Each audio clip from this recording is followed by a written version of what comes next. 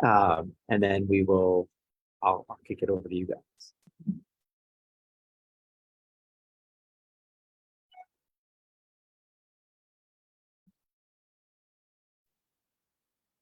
All right, I am just waiting for confirmation that we're live. Seems like we are. All right, so welcome. 1 Million Cups is a weekly event started by the Kauffman Foundation and is currently held in more than 130 communities across the nation with the goal of caffeinating entrepreneurs nationwide every Wednesday. And every Wednesday, those communities meet to give each other support, encouragement, and feedback over a cup of coffee. Our community meets here at Rome in the town at Trilla every Wednesday morning from 9 to 10. And 1 or 2 early stage startups will present their companies to a diverse audience of their peers, mentors, educators, and advisors. Before we get things started, though, I always want to acknowledge and thank our community sponsors, Rome, for providing this beautiful space, Jason Hunter Design for volunteering their time and resources to organize and promote this event, Edwin Jarvis for the high quality flyers that we're able to distribute around town, and Counterculture for the coffee. Our first slot this morning with 6 minutes to present will be Chelsea and, are you guys both presenting? Okay, Chelsea with Top It Off Funnel Cakes, who seek to create positive vibrations through fun eats. At the end of her 6 minutes, she will be asked, what can we as a community do for you? Which will start the Q&A portion of the program. After 20 minutes of Q&A, we'll shift over to our second slot, Caden with Vital Engine, a HIPAA-compliant image transfer and comprehensive healthcare collaboration platform. So without further ado, I will kick it over to Chelsea. I just need a minute to get technology in order. Unfortunately, their slides are in a format that I can't use, so we are going to be winging it. I'm going to pull up their website for this on the TV behind them. If you guys want to, Chelsea, if you want to take the stage.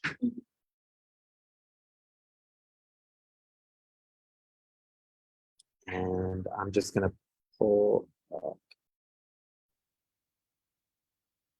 going to put your website up there. Just give me 1 second. No,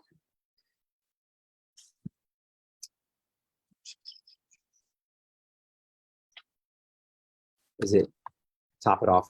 Fun. Top It Off. Fun. 3 Fs. I like it. All right. So.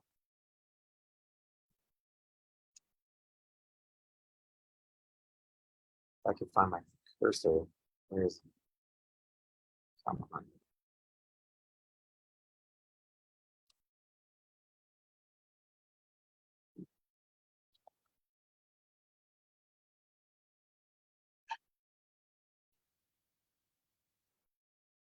You guys, I swear every week it is something different. Why is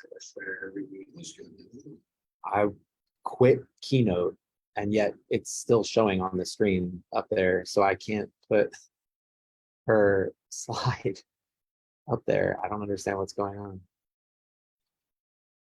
See, oh, maybe there's just a delay because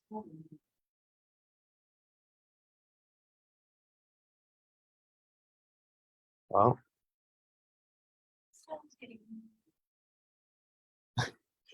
this is bizarre. The window has literally disappeared from my view. It is supposed to be up on that screen, but today there is some kind of crazy delay. So I'll say that you should just go right ahead. Okay. If it pops up, I'll get it centered and organized and everything.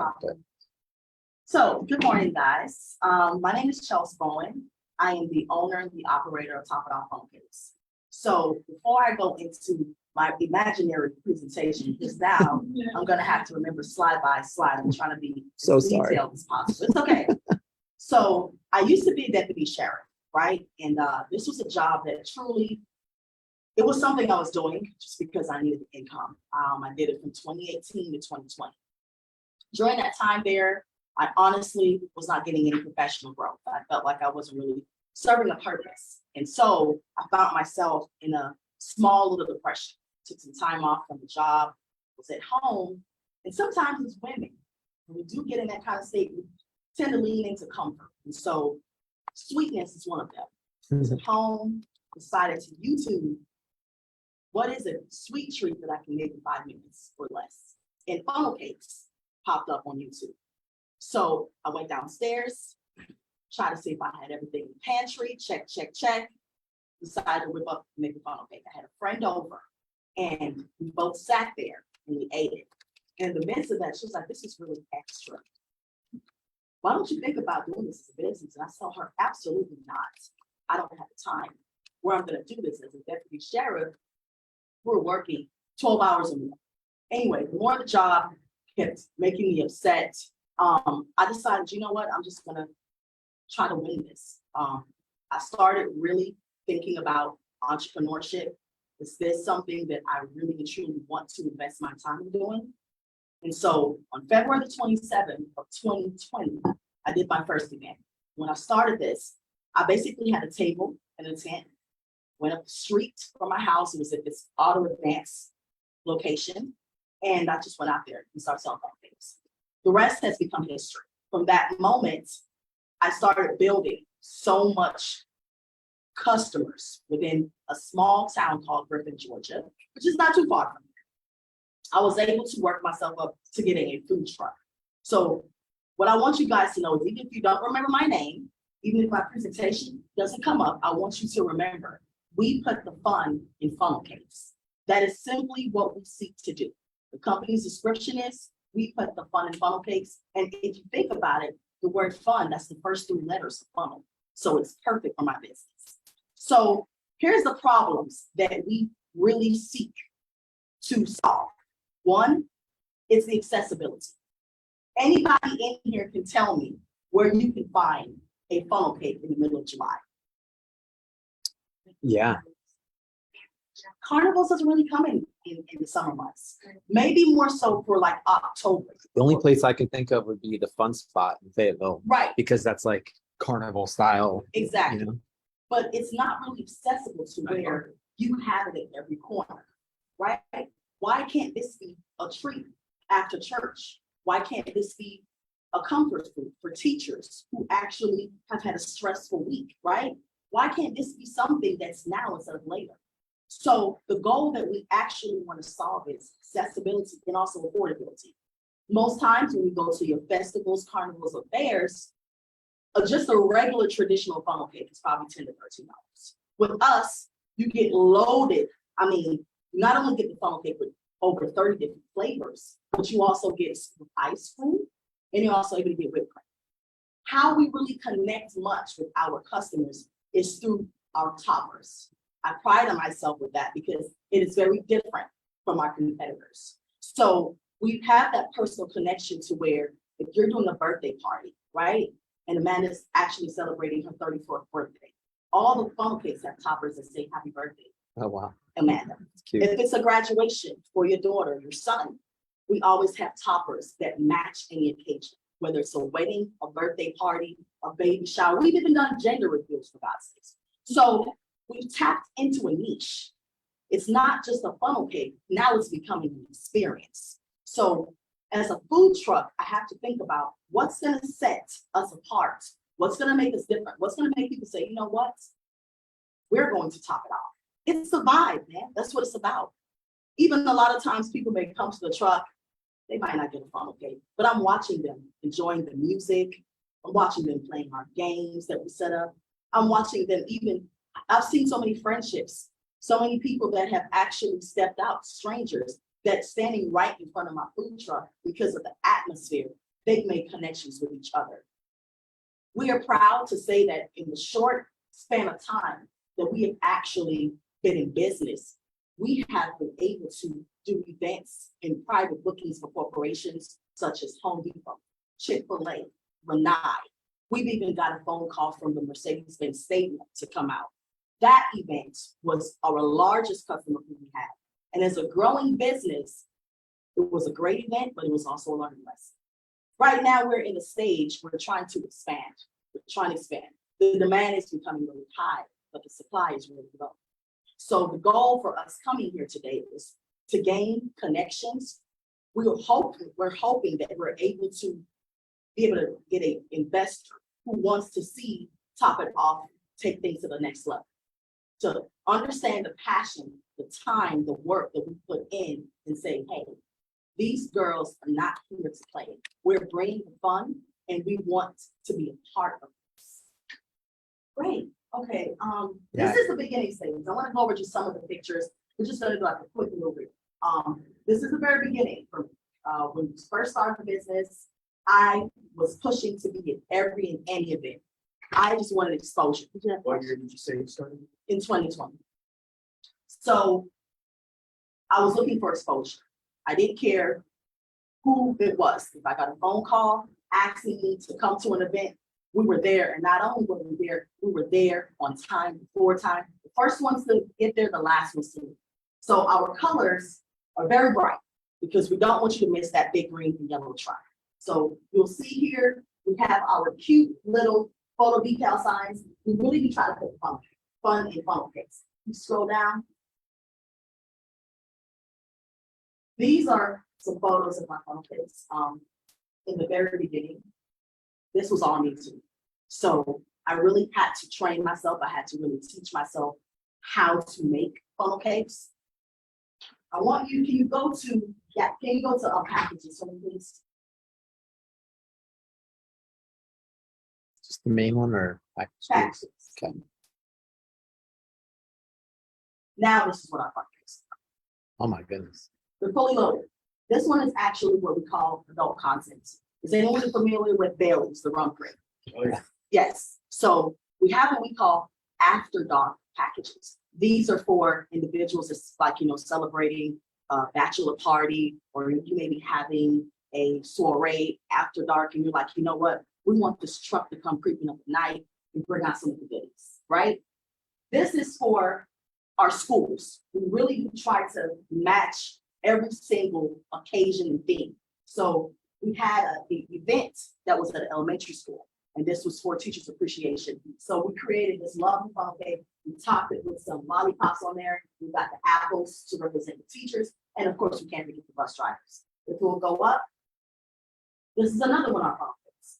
This event was from an actual Legion of All-Stars, Shante, help me out, a gymnasium. Me and the owner, very close, Nicole Scott, she asked me to come out. She said that her girls have been doing extremely well with their performances and she wanted to treat them. How can we make that happen? Ding, ding, let's give them some gymnastic tops, right? We're gonna make this a personal touch. Let's scroll up again. It's the most wonderful time of the year, right? This was a Christmas event that we did, and we figured to add the gingerbread man would add a perfect touch to it. So these are just snippets of what we offer and so much more. If you can go to our entertainment section.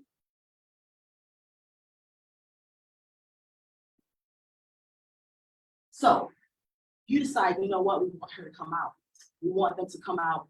We want funnel cakes, but not just that. This is where we're talking about the experience. So pick your package deals that you want for us to come out, choose your funnel cakes, then you go over to our entertainment section. We have cute little photo booth box. So everybody in the family or your friends, you can always have little quotes on them to, express the atmosphere. We also have our lifestyle Jenga blocks. This is perfect for like school events, family reunions. They always ask us to bring that out. Even sometimes the corporate events, whenever they're doing employee fun day, hey, Chelsea, we want you and your team to bring out some fun games as well. We want to make it really fun in these fun games. We also have our cornhole. Cornhole is a country favorite. I really didn't know much about this game until I got to the South. I'm like, what is that? But apparently they love it, and I'm all about we're all about putting the fun in fun cakes, okay?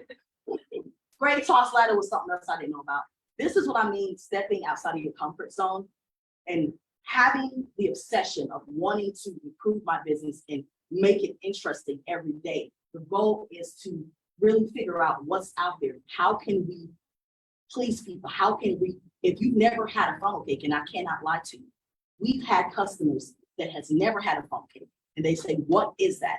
And in my mind, I'm like, are you kidding me? But I can't say that to them. So if you're gonna start with us being that as your first experience, we're gonna set those standards high.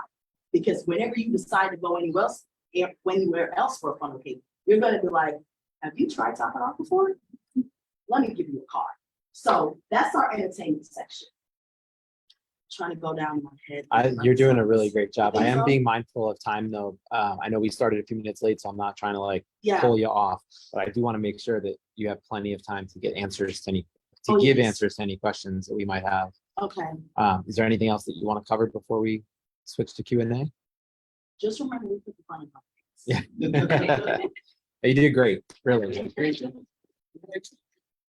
Gary Vee vibe right now. Really? Like early Gary Vee, like wine library, Really? funnel cakes. Like I totally feel that. Like I've never been so excited about a funnel cake in my life. Really? Like listening to your presentation, like they've just been like an addition to something. Yeah, But you created this ecosystem around it that is you're really making it fun. Like I'm like, man, like I just got on a diet. I'm like, oh my gosh. Listen, it would be worse if this PowerPoint is up because we really I had some pictures and videos, but I think that I needed this experience anyways, because it's helping me as well to be able to speak. And if I want to get to the next level, I have to learn how to work through situations like this. Things happen all the time. You can't just stop rolling because there's issues. So I really appreciate this. I'm glad. I'm glad that you're able to take the positive from it. I feel bad because every week we set up and there's always some sort of technical issue, but Yeah. I've never had anybody give me a file format I couldn't open before. So that's a Yeah. new one we got to add to the list. Well, yeah, I think it's great. Okay. So, I'm gonna make sure that I'm representing everybody properly here Yes. on camera. So, what can we as your community do for you? You covered that in the presentation. I understand that part of what you're looking for is potentially investment because you'd like to see this brand get really Yes. big. Do you have any sort of structure there? Do you know what you're looking for? Do you know what you use it for? What's your Yes. growth plan? Those kinds of questions. So right now, we need more trucks on the road. I purchased this truck and it's a used truck. When I first got that truck, it was completely white. So I took the time out to create my design, create my colors, got it all wrapped. So now when people see this truck, they automatically know it's Top It Off. But the thing is, we may have 4 people that's calling to book me for a private event on one day. And now I have to prioritize, okay, this person called me first, I really have to honor that. Instead, why not have multiple trucks to where now I don't have to feel like I am locking myself to just one actual event. The goal is to be able to move around and have exposure everywhere. So I would love 4 trucks. And the biggest needs that I have, of course, I have to have one in Brooklyn because that is my largest customer pool. Atlanta, Cobb, Conyers, and also Phoenix. When I think about the biggest counties and the biggest cities, those are the ones that come to mind. Next for me is inventory. Like my home right now looks like a storage unit. Yeah. And I get that I am in the very beginning stages of my business, but I'm very proud because it's either you sink or swim. And I've really watched it become so like it's prospering, it's growing. So I know that I'm going in the direction and I need inventory space. Like I need a warehouse where I don't have to feel like I'm coming home and this box is all on the way. I'm like, Jesus Christ, like I can't do it. Then I just need a space where I can prep. That's another thing. So I have my kitchen is used not just for cooking for my own meal, but also prepping as well. So those are I think you can say long-term goals, but quickly it's becoming short-term goals. But that is the main things that we need right now. Okay. So I see that you guys have applied to the Peachtree City Night Market for April, and you got a not this time response, but you didn't apply for any of the dates in the future. And at this point, my only remaining date is October, and the funnel cake guys have already been secured for that date. So unless something happens, I can't offer you anything, but I will say that for next year's calendar, whenever that's announced, like you should jump on and apply for all of the dates so that we know that you're penciling us in for all those dates, and we'll let you know which ones you can Okay. participate in. How often are they events, like how often do you find yourself in a situation where you're needed in Griffin Friday, but there's also this great event in Cobb on Friday? Have you seen that happen a lot? At least 3 times, A week. Three times a week? 3 times a week. Wow. It's really honestly, it has become, it's becoming like a repetitive issue. And then what I'm also having a problem with is I'm working with a content creator. And she's very, very well known and she has great content. So she helps me to push my business and brand out there with my products. So a lot of the Atlanta people are now like, listen, they're calling, where are you? Like, but when they find out that I'm mostly in Griffin, they're like, oh no, we're not traveling far. I mean, I really can't blame, you know? So that's another reason why it's so difficult for me. Good question. Yeah. So I used to do hospitality industry work, and we had an issue when we were starting to scale. We got big contracts with six of them. And when we started to bring food, we needed trucks. We needed more and more trucks. So we would have to buy like 3 vans a week to scale to a contract like that. One of the things that we did in that situation was we asked for. So if you can't get somebody to fund you, there is a situation where you can make a deal with. When I'm looking at this, I'm thinking there are other companies that do things like bounce houses, other events, partnering with them, and they have a big contract. You might be funding that way, maybe a worker to get cash to buy the trucks, to get up to speed, to say yes to the money, because you're in this chasm thing right now. You're like, you need to jump the gap to being able to scale, to make cash, to get stuff running. Because you need, once you get the truck, now you have to have people to man the truck. You have to have insurance, you have to have gas, you have to have farm papers, whatever. So it's a situation where there's a gap. But what we did was like, so when we got our first big contract, we put the phone down from the kingdom.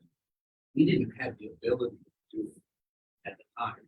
So what we had to do is we had to go out and buy 6 trucks, 6 vans. So it's like a $60,000 to get just up to do it. And then it's just figuring it out after that. It's like one of the worst years. So it was stressful. But that's a possibility. And one of the other things that we did was we kind of crowdfunded. So there is this situation where maybe you don't buy a food truck. There's a cheaper solution. So what we had to do when we were trying to bridge the gap with contracts and cash flow, you might be able to run it out of a trailer. You might be able to run it out of like you started with a tent or something to that effect. Now it's not perfectly on brand for what you want, but it's also not a big upfront expense. Right. So there's like one of the things that we did is we had like some people have like an SUV, some people have trucks. That could be a value add where we would bring a contractor and run our truck or run our van. They would use their own vehicle, pay them to use their own vehicle. So there was all these ways that we could bridge that gap because you seem like you have demand. If you have demand, there are ways to meet the demand without getting this big cash invoice. We had to just kind of figure it out. Right. I think that's the stage I'm in. Yeah. To go off of what he said, so I worked with a florist, and every time that she had things to go to, she would rent her van from Enterprise, and then she would drop it off like the weekend and stuff like that. So it might not be such a big, like he was saying, like to help grow, like in the renting was only a couple $100, and then if you had like the tents and like I know that you need like a foil or something like that, but you can put that into the van, and then it's not such a heavy investment either, because she didn't have to, you don't have to do the insurance or anything like that. The way that you would buy the truck, but maybe that can start to build up the type of money that you're looking for as you're looking also. I want to piggyback off of that also because as the night market host, I will tell you that food truck space is very limited for us. With thousands of people that come to the event, I need to make sure that there's food for them to eat before I really am too concerned about desserts and treats. Right. So we have most of our desserts and treats are out on the field, which means they are under a tent. So there are also opportunities that you might be passing up by only having the truck option and not having the tented option. However, and when you looked at me before and said, what about night market? The reason I was going to wait to say this is because I did see that you applied. I didn't see that you uploaded like the Fayette County Health Department permit. That's a really big deal. They are very strict and will absolutely come to our events and kick people out if they don't already have that permit. Having, as of January 1st, 2023, all food trucks only need a state license to be able to participate. Yeah, it's a huge, It's all that. it's huge. And it's huge for us because we Yes. don't have to jump through so many hoops. That doesn't apply. I hope it sounds like I'm eating my words, like I'm going back on what I just said, and I understand the confusion there, and I can't do anything about that because while it is easier for us to approve a food truck who will have a statewide license, it is still very difficult for us to invite a tented vendor because they still need to be approved by the Fayette Yeah. County Health Department. And our vendor fee for a snack is for like someone like yourself would be $150. It costs $125 to get the Fayette County inspection for that temporary event, that one-time event. And if you are a food truck that has a full year permit, but you want to be a tent vendor for one of our events, your food truck permit doesn't even apply. Yeah, it's expensive. It's annoying, and It is I am very- sorry about it. I wish there was Yeah. something I could do, but it's Makes that chasm like. Yeah. It makes it harder to. do, It does. right? Yeah. so. But So- sorry, but I just want to say that the whole point about the tent, while I think it is a great, say everything you guys said, I think is phenomenal. There are obviously opportunities where a tent is best. For some reason, night market is the style of event it is. That would be almost cost prohibitive to imagine going and doing those types of events under a tent in other places and having to spend that kind of money for every event to be there, whether the client is paying, a deposit or not. Like that really eats into your profit margin. Sure. So it's difficult. Now, like Russ hosts a food truck.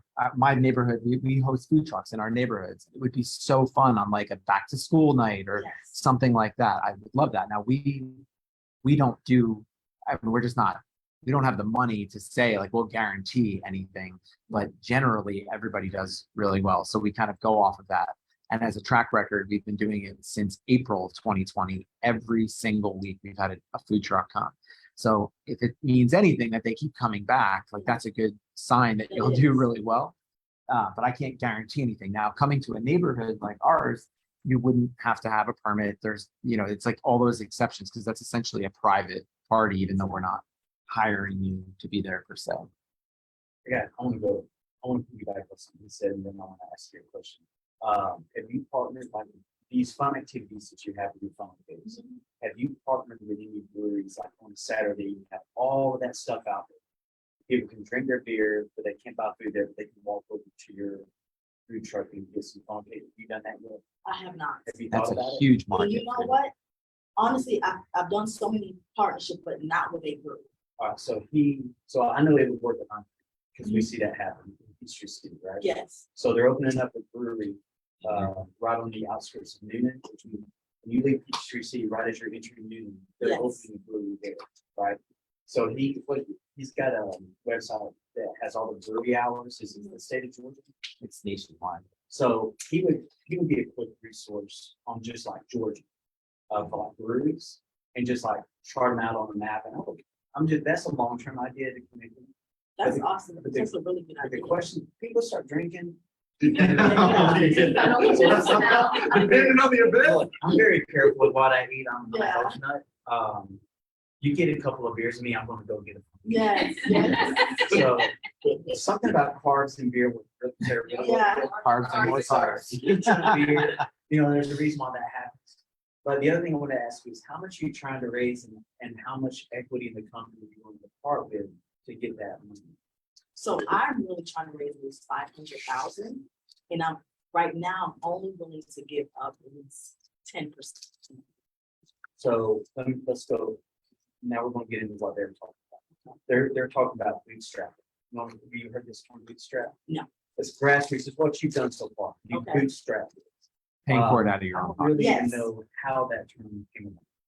But Instead of, I don't know, imagine instead of going out and getting a brand new pair of Nikes, you're just gonna wear your old cowboy boots. Exactly. Because it works, it works, right? So here's something that I've seen from experience. I tried to raise money for a thing in 2015, we raised 83K. And I got in touch with a Bass Pro fisher, and he had sponsorship, multi-millionaire pro bass fisher. And he said, you are not one investors. And that's not what I wanted to hear at the time. And then he told me why. And that was in 2015. 7 years later, I've got my own little book of business. I work in finance, and my family's running public finance.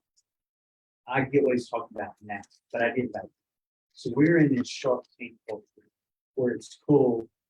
You know, we got the San Francisco Yeah. tech culture where it's cool to raise a big chunk of change, have investors involved. Here's how this plays out. 98% of the time, they start telling you what to do, and they got shit for business. Here's what I mean. Here's what I mean by that. I don't know jack about finance, but because I've been successful with my family security company, because I've been successful in finance, I think I know what I'm talking about. We got Delta pilots come to us telling us how to do our jobs. We can tell within 30 seconds that they know what they're talking about. It's because they're such a great at what they do in aviation. And if they make the wrong decision, hundreds of people die. They've got this God complex that they think that they know what they're talking about in day trading stocks, for example. For the halo effect. Yeah. So what's going to happen? I want you to think on this. If you knew for a fact that let's say that I was a multimillionaire and I brought you 250,000, let's say I just brought you 25,000, and you knew for a fact within a 2-year period, I was going to try to start running the show and telling you and your team what to do all the time, where you regretted bringing me on. If you knew for a fact that that was going to play out, how would you shift building the company? Good question. Your goals. And it's a rhetorical. I don't mean for you to answer. Just something to think about. But if you knew for a fact that that would happen, how would you kind of push forward? And what I've learned from experience is 98% of the time that's how that plays out. But I think that, I mean, you got three a week, that's crazy. Yeah. Like in just a 2-year period. You know how many business owners are in business for 10 years and they wish they had your problems? I mean, like, I'm super impressed. Thank you. So I think, well, there's like Uber having you drive your own car is a very recent thing. That's not something that they did. And I've seen folks have multiple things and they'll invest in buying a giant magnet and they'll put that magnet on the side of the van. Yes. So let's say you have white vans from Enterprise and you pay $200 for, but see, once you buy that magnet for $200, that's done. Use That's it not a over and over and over real. again. That is Okay, So you grab the magnet, you can just slap it on the van. You can scale to your demand. So you don't have to be under the weight of owning the truck and paying the payment, having the insurance. So what we did, we got a big, set of air conditioners at the hotel to stick to the window. Yeah. We would take those from hotels, huge money, there's spray on it, there's copper. Actually, we didn't want to own instant trucks. We didn't want to own these big trucks. So what we do, we just roll it into the contract that we made with the teams of the Motel 6. We'd say, this is how much it's going to cost for us to take these away from your properties. And then the cost of renting and moving the truck, we just mark it up that much. So it's paid for. And then once we're done with that thing, we just cash the truck back into them. And we didn't lose any money because we wouldn't even make money on the trucks rather than having it as an expense every single month, having to pay for it. You get creative. Yeah. When the chunk of change is not there, you get creative. So yes, that $800,000 that I made in 2015, if I revisit that project now, do you know how much that project is going to cost? I'm Probably less. 50,000. So that same project I wanted to do in 2015, it's going to cost 800 grand. Now, because of technology and the way culture shifted, it would only cost me 50,000. And my long-term plan is to do it, but I'm going to use my own capital. So I think what you're doing is wonderful. I think you're onto something. The fact that you haven't had the experience with Booz yet, this is a good, you're going to learn something from that. You'll be able to grow. figuring out a way to do it without this large investment. And another thing to be thinking about too, and then I'll shut up, is really sit down and get down a piece of paper and ask yourself, how much do I really need to make in order to, I don't know, like Warren Buffett said about 10 years ago, if you're making 75 grand a year, congratulations. Now it's time to invest in the next generation. And Gary Vaynerchuk said last year, once he started making 100 grand, stop doing things for them. So there's this idea of how much do I really need? How much money do I really need in my life to pay my bills and have a little extra money to save and do fun things with? Like, how much do I really need? And because you might see, when you look at how much it's going to cost to get you there, and some level of just comfortability where you have the freedom to do what you want to do and be happy, how much do you actually need? And you might see that 500,000 come down. And just lastly, and how quick? Because it took us 10 years to get to the point where we could actually sell the business. And when I started, we were making 150,000, sold it. So 10 years, that's a long time to spend on the floor of a Motel 6, pulling screws out of the wall, covered in whatever on that floor. Like, so like, yeah, but like to get there, that, like he was saying, that experience is the value proposition. Like once you get through that and you've done it and you personally scaled it and you did it yourself, now now somebody will look at you and watch you do a presentation and they'll be like, take my money. Like they can look at you and they're like, oh, I already know you're a good man. Just having a conversation with you. So when he's like, our partner with the breweries, we just did an event in the city with Jazz, and you would have been perfect. I got to wrap up this segment because Caden is waiting in the wings here, and we have 20 minutes. We'll stay as long as we need to. Caden, if you're available, you're welcome to go over. But I want to not only applaud you for pulling this out on the wings there. That was amazing. But honestly, all of you, because this was awesome. I really appreciate Really, really great. All right. So Caden, I am making you the host. Okay, I'm here. Can everyone hear me all right? And I think you should probably make you the host, but I want to put you up on the big screen. Can you hear me all right, Jason? Caden, are you still muted? Because we can't hear you yet. I am not muted. I can hear him.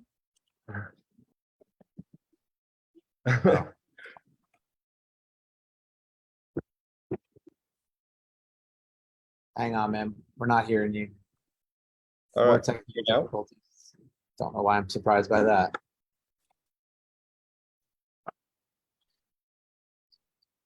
I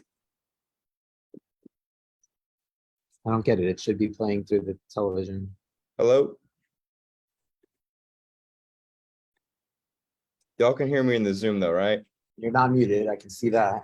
Yeah, About I the can hear volume. you. Is that up? Okay. Oh, simple. TV volume wasn't up. All right, say Oh, something. okay. Got it. Can you guys hear me now? All right, I think we're good, man. Okay, there's not too much of an echo. No, we were testing it out on our computer here to make sure that we could hear you online, and you're good to go. Great, awesome. Well, thank you guys so much for letting me present. I appreciate y'all's time. I can't guarantee this will be as fun as the last presentation that went up. That was pretty hard to beat, but hopefully y'all find this pretty interesting as well. So my name's Caden, and I'm a territory manager for a company called, oops, I skipped a slide already. How do I go back? Uh-oh, we're going through. There we go. Sorry, my bad, guys. And I'm a territory manager for a company that is right past the startup stage, but very much so in startup for the Southeast United States. Our company has 28 employees total, and I represent basically the Southeast United States. My job is to manage the current business we have and to grow current business in the Southeast United States. We are a medical software company, and our goals are to strengthen communication, expand collaboration, and accelerate quality patient care via our medical software from medical provider to medical provider. So basically at the core of it, as long as our technology keeps improving And as long as the collaboration keeps growing between different medical providers, our mission is to improve lives, because I've already seen it in my experience. And it's very real how quick a patient can be seen using our software as opposed to maybe traditional methods. So I'm not going to go through each one of these for the sake of time. I know I have 6 minutes, but I'm going to just click through them all real quick. So these are basically all of the main products that we offer within our suite of services. So the most popular services used are the medical imaging tools and the referrals tab on our software. Now I have a slide that actually shows what that looks like, but this wheel just kind of goes over, each sort of tab on its own. And also the VChat and informal channels are used very much as well between provider to provider. Now, what makes this so great to use is that there are really complex cases that require a lot of different people and a lot of different communication forms that typically come through FedExing CDs for medical images. And you can only imagine, like, why are we sending CDs still in the year 2022? It's a question I ask myself very often. This software pretty much changes that. It makes it so you can upload those images and maybe from 1 minute to 5 minutes instead of the week to 2 weeks it takes for a FedEx to maybe deliver. This also replaces the paper fax, which you might be surprised. A lot of places they'll use paper fax. They still use CD-ROMs. Also it just, the current methods are just too slow. So basically this eliminates that and makes that efficiency a lot more effective.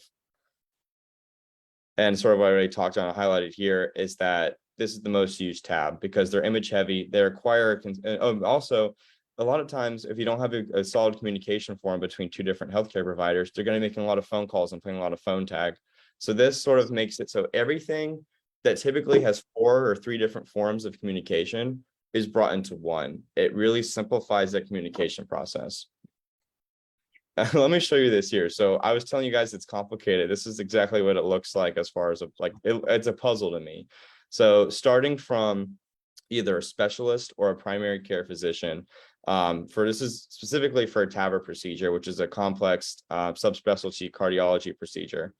It starts as this, and you can see how many people are involved in this, whether it's gathering the images, radiology, the device reps have to weigh in their input on measuring for certain procedures, and what kind of what the sizes of the equipment they're going to use for the procedure, and just making those accurate measurements. But really, all these different people typically include 3 different steps between multiple people. With our referral tab, it includes all of these people in the same forum, and it makes it really simple. This is sort of what the current atmosphere looks like. It's broken between different sort of facilities, whether it's a rural facility, a small healthcare provider, primary care provider, a large hospital, the VA. And bottom left here represents the founder of our company. He is a biomedical engineer, but he also is a cardiologist. Now he only practices working the night hours, 1 night a week at a hospital, and the rest of his time he's working on developing our product even more, and doing this full time now. But originally it came from his frustrations, is that there was a hospital right down the street and they said, we have no other way to give you the images besides burning a CD and FedExing it to you, or like maybe waiting for someone to physically bring it across the street whenever they're not taking care of patients, right? It's a broken system. So what he did is he developed his own product to eliminate this timely process. And I just have a really unique slide here I like to show off, is because, in the business consumer world, in certain urban areas, we're developing Amazon drones, but in the healthcare industry, you very much see this, the older forms of communication. What we try to do is we try to bring in all of what people use in different forums, whether it's email, fax, Google Drive, PDF viewers, and bring it all into one platform. And real quick here, I'm going to show you, this video is a little outdated, and the background is an EMR that's not ours, but the front window is very similar to what we look like now, but it has been updated with newer graphics. I'm just going to click play. So basically, let's say Dr. Johnson, that's the name of our founder, he needed to get images today for a patient that was visiting his facility. This is what I would do. I would go out to the other facility, I would get them on Vital Engine that day, and then they would create a quick referral here. All that's necessary is the first name, last name, date of birth, what the referral is for, and filling out any additional materials as well. Then over here, they would upload anything that they would typically fax or have to make phone calls saying, hey, I'm sending this over. There's no reason to do all that. You can just simply upload what you need to right here, save it. Any additional files, DICOM images, pull it from your desktop there. Saying what you might send later once you have them. And then you see their team, you see our team, send referral, upload. So this process traditionally, worst case scenario takes several weeks. Best case scenario here you see takes, maybe 5 minutes. So really it's a big game changer in terms of efficiency from provider to provider. This is what it looks like on the receiving end. See how he sees the images there, and he has all of the files organized on the viewer as well. And to go over results so far, we are located, let me count real quick, 1, 2, 3, 4, 5, 6, 7, 8, 12 accounts nationwide. With the ones that I primarily am responsible for is Tallahassee, Florida, Macon, Georgia, and Ocala.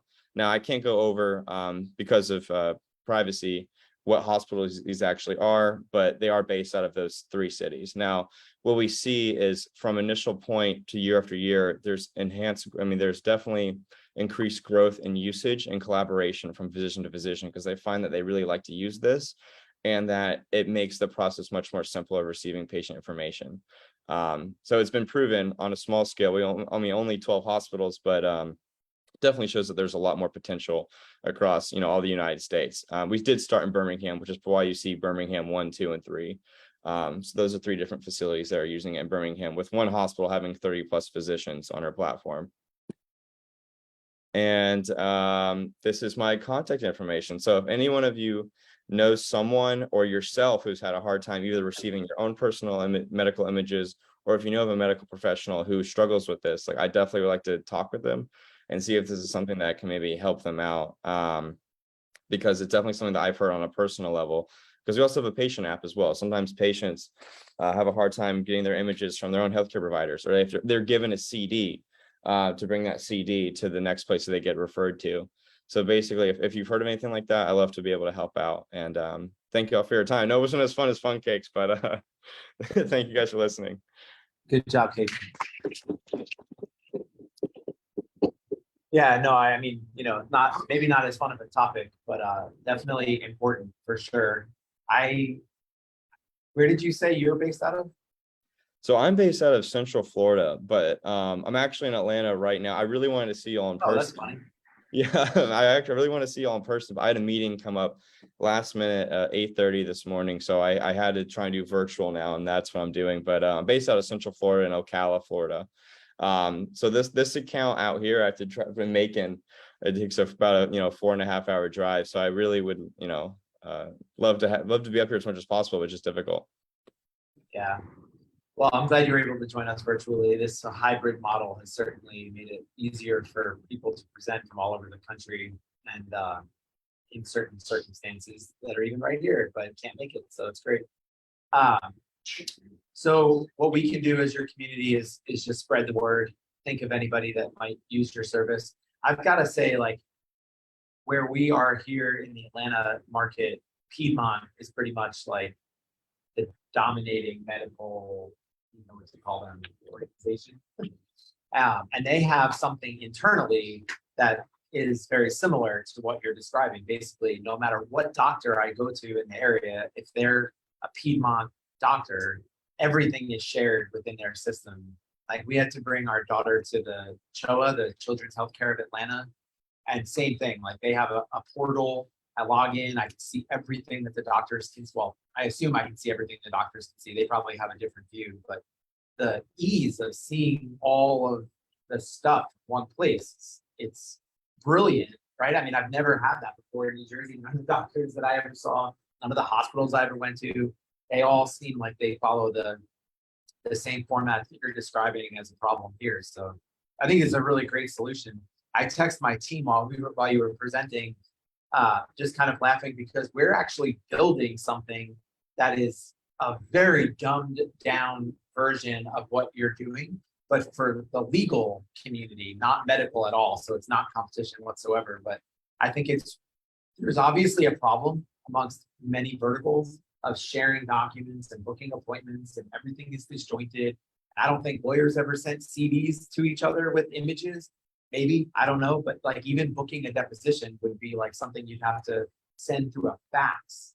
Like who even has fax machines anymore? Yeah, I just picture like the paper curling up and going under, never being seen, right? So like digitizing that whole process and making it more transparent for all parties involved, you're solving a really big problem. And I think that's I think it's really great. I don't know that I have many other questions personally.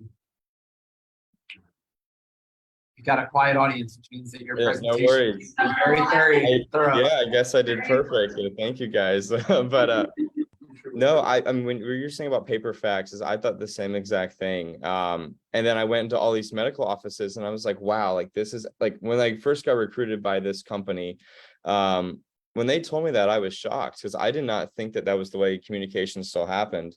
So it really blows my mind to see CD-ROMs. I thought that was 10 years ago. But I see it all the time now. And it's just like, guys, come on, let's upload this to the internet. Typically this issue is most affected in rural communities. And you're like what you're saying as far as Piedmont, and I know Emory's a pretty big hospital up here, is that typically internally and within their own facilities, they share images very well, especially in urban areas and larger hospitals. But the issue is receiving it from all these rural clinics, because a lot of these rural facilities, they've been outdated and they are not updated with the most up-to-date technology as far as, so they're still using the paper faxes and CDs. Just because the bigger hospitals are changing in urban areas does not mean that a lot of places that still refer for better care in the urban areas. I mean, better is subjective. I mean, I guess more subspecialty care, which is more prevalent in urban areas. For those kind of scenarios, they're still sending CDs. So this is what we're really trying to solve, is saying, hey, for these places that may be more advanced, hey, how can we change it so the whole system is streamlined? But yeah, to your point, I mean, I would love it if everyone had it as simple as that digital transfer. I thought of a question. Actually, two questions just popped into mind. The first one was, what's the onboarding process look like?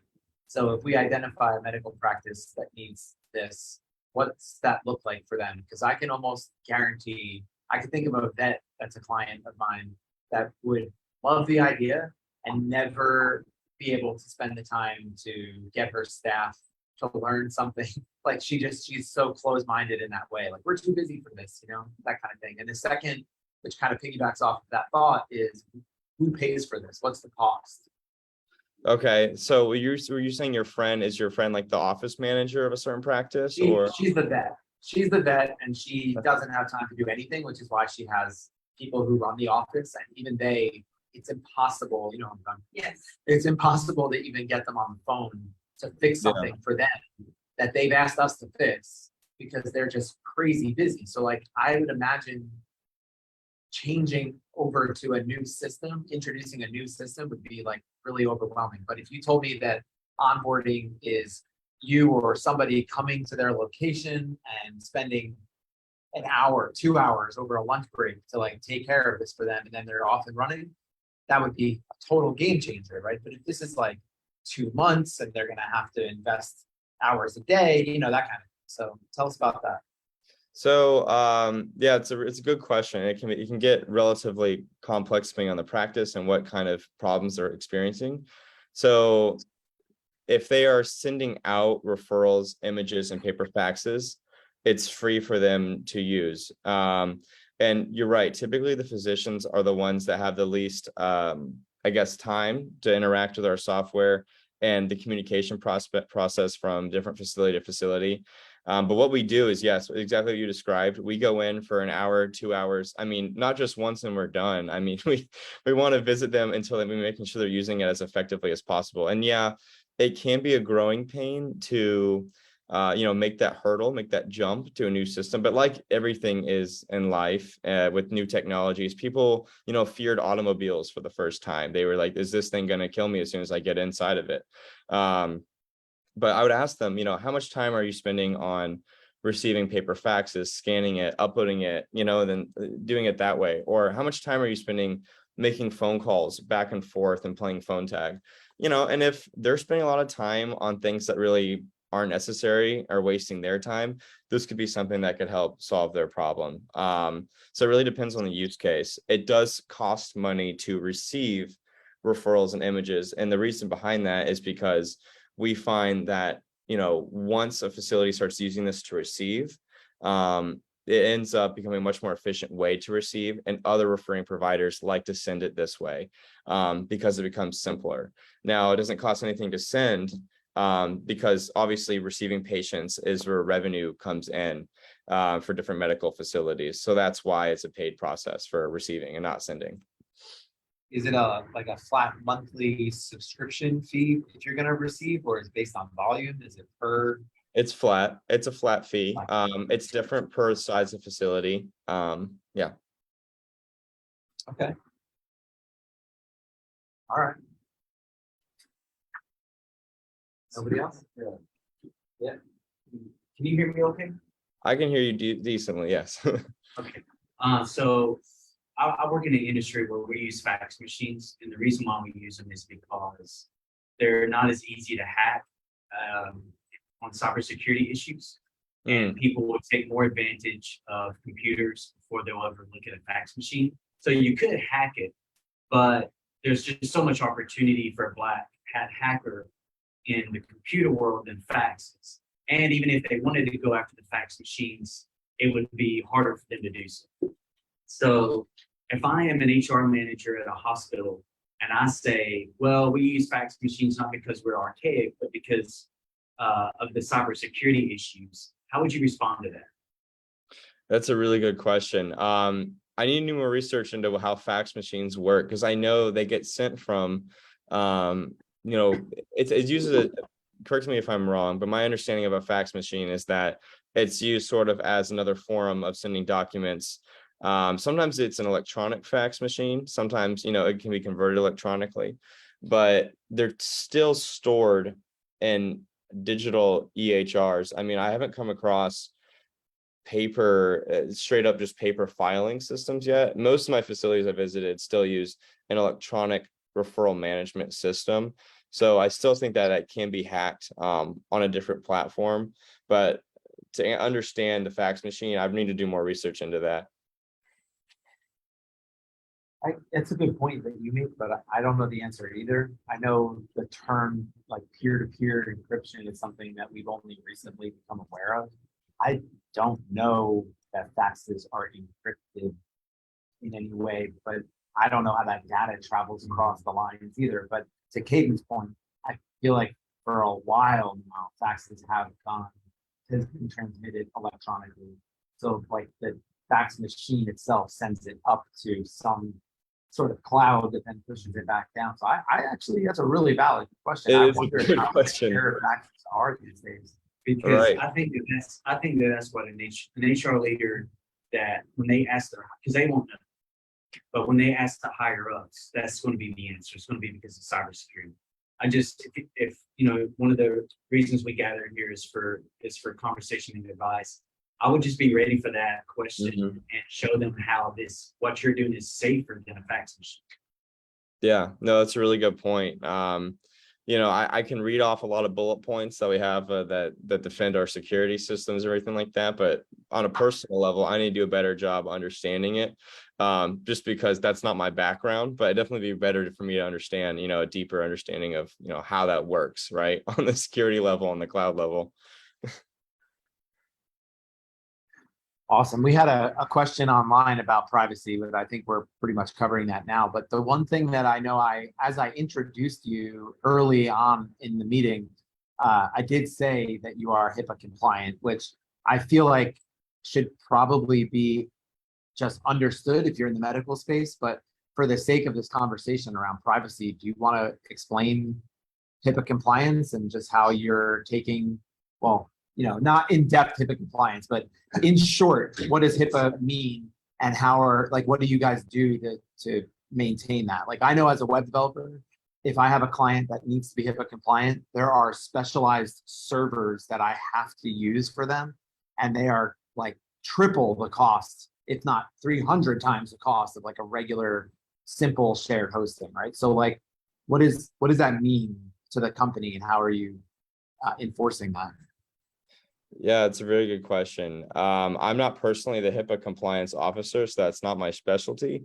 But to my knowledge of the way it works is that we have HIPAA compliance certifications, and technology providers pretty much qualify under certain different bullet points of, who, once they get their certification, who are eligible to, host and manage patient data, as long as we go through certain qualifications. But I know that's a really general answer, and I wish I had a better answer, but I'd have to pull in my HIPAA compliance officer for all the detailed facts on that. I mean, again, this presentation, the purpose of presenting is to get feedback, right? So I think if my one piece of advice that I'd leave you with amongst everybody else's would just be that's again, like when you're speaking to a medical practice, I think it probably goes without saying that you're HIPAA compliant, but to feature how it's safer over a fax machine and how you go, like how important being HIPAA compliant is. I think all that means something. I mean, I'm not the doctor. I'm not the doctor's office manager. Like, I'm not the person you're supposed to be, really selling here, but that's my feedback. No, yeah, it's very good, and very good points. Usually for those conversations, I bring in my backup, my HIPAA compliance officer. So he's on there, and I'm sort of butchering what he would probably say in response. But we work as a team, and that's his specialty. So, but you're absolutely right. That is something that. Well, no, here for your next 1 million cups presentation, if you do another one, the answer might be having a slide that shows the team behind this, right? So you talked about the guy who is sort of creating all of this, and maybe there's a HIPAA compliant officer spot up on that slide as well, so that people, when watching the presentation, can see that there's somebody actually holding a post to make sure that that's being enforced. So that's just an idea. Easy fix, right? You don't have to have that guy come with you at every presentation. No, it's definitely really good advice. I know I have a slide in here somewhere. I was just trying to see if I can pull it up real quick. No worries. It's just a piece of advice for the future, but I mean, we believe it. That guy could also, whoever your HIPAA compliance officer is, could also generate the answer slide. Like, have this question, and then you're like, oh, here's the answers. Like, Yeah. I mean, if you're not the pro, just ask the pro, and he'll give you the answer. And every time somebody asks it, like, they just keep adding to that slide. Like, Yeah, I mean, I'm skimming here, but this explains a lot to somebody who's technical and kind of understands what I'm looking at. This makes me feel really confident in the security. So yeah, this is a good slide. For someone who, like me, who doesn't have this kind of background, I can't translate a lot of this, but yes, this is what he gives to me. This is what I send out. Nice. he has the slide, just put his face on it. This is the guy responsible for this. Yes, this is not me. Well, this was great, Caden. I hope you got value, and I hope we do get to see you in person someday. I wish you the best of luck getting this out there. Yeah, I'd love think to. people used it. I'll be back. Sorry. Yeah, no, please go ahead. I was gonna say I'll be back in Macon, every 4 weeks, so I might stop by if I'm here on a Wednesday. Awesome. Yeah, we're here every Wednesday morning, as I was gonna say. We're here every Wednesday morning from 9 to 10 at the town of Trilith here at Rome, and all are welcome. See you next week. Awesome. Thank you. Thank you, guys.